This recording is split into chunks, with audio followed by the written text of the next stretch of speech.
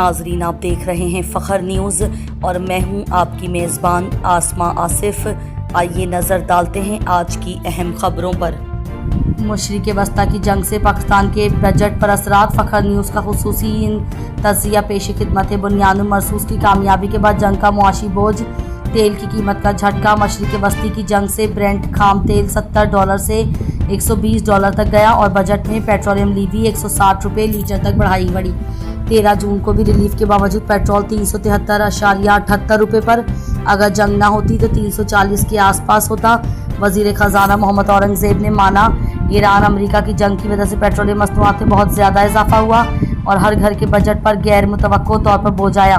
Budget کا حجم بڑھ گیا۔ جنگ کی وجہ سے دفاعی اخراجات میں اضافہ، دفاع کے لیے $3 ٹریلین مختص۔ کل بجٹ 18.8 ٹریلین میں 8.045 ٹریلین صرف سود مارک اپ ادائیگیاں۔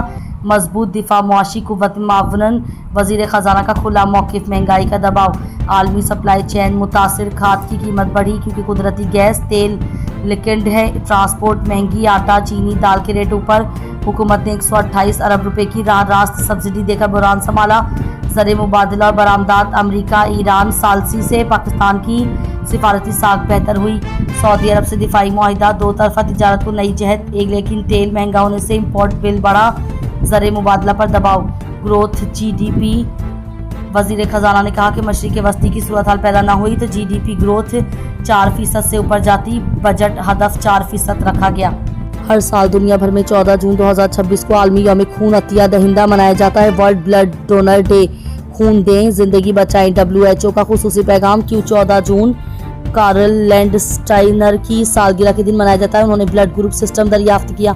ہر سال WHO مقصد رضاکارانہ خون دینے والوں کی حوصلہ افزائی۔ پاکستان میں ضرورت، تھیلیسیمیا میں ہیموفیلیا، حادثات، زچہ بچہ کیسز میں خون کی شدید قلت۔ ایک عطیہ 3 زندگیاں بچاتا ہے۔ کون دے سکتا ہے؟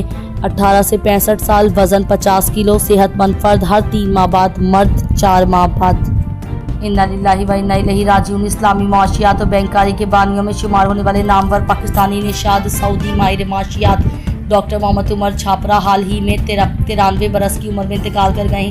انہوں نے طویل عرصے تک سعودی عرب کی مانیٹری ایجنسی سما اور اسلامی ترقی بینک IDB کے ساتھ بطور سینئر اقتصادی مشیر خدمات انجام دی۔ ان کی خدمات کے اعتراف میں انہیں 1990 میں شاہ فیصل انٹرنیشنل ایوارڈ بھی دیا گیا تھا۔